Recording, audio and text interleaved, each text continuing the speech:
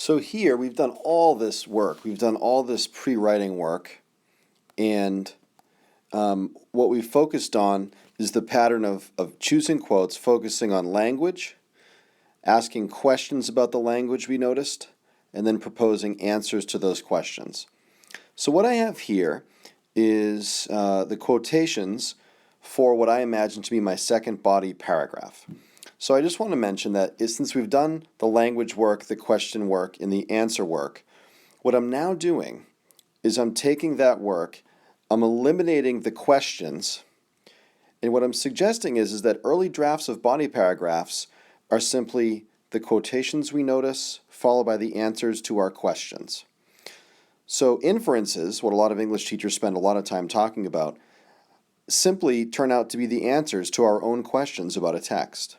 So it'll look something like this. Notice there's no topic sentences or transitional moments, and there's no documentation of quotations. These are just cut and paste paragraphs. But what I want to point out is these are there's a lot of the core of what we're going to have in our body paragraphs already in formation here. So what we have here is the quote, "Thus vainly thinking that she thinks me young, although she knows my days are past the best." So I answered this question about vainly. The beloved vainly thinks he's naive. Here the double meaning of words rears its head again, and the reader is left to wonder whether her belief in his naivete is unfounded or based on her own self-absorption. According to the speaker, his lover thinks he's young, even though his days are past the best. The speaker is perceived to be young in terms of emotional maturity, not literal age.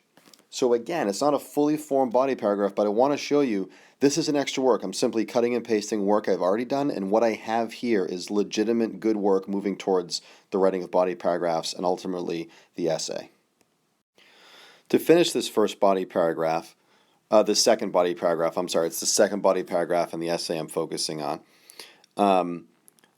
Again, I look at this couplet. Simply I credit her false-speaking tongue. On both sides thus is simple truth suppressed. So again, at the risk of being redundant, too late, I noticed language earlier, I asked questions earlier, and I answered the questions. And with our cut and paste paragraphs, we simply eliminate the questions. We're focusing on the language we're noticing and our answers to those questions about the language. And here's what we have. Simply, I credit her false-speaking tongue. On both sides thus is simple truth suppressed. He then returns to the theme of his opening lines. He returns to the idea that his lover is a liar and that truth is stopped on both sides, presumably both sides of her tongue or, again, double meanings, right? Both sides of the relationship.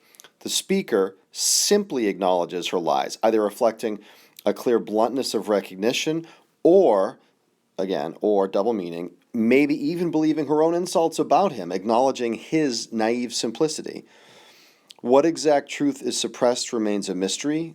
Always if something's a mystery, say it. Don't invent answers that are far from you. Although one presumes it's the ironic truth of her deceitfulness. That's right now a guess. There seems to be no hope for their relationship. So if you take the previous slide and then this slide and you imagine them together, it's actually a lot of a body paragraph. It's our second body paragraph. So I wanted to show all that work done early on is now going to save us all kinds of time.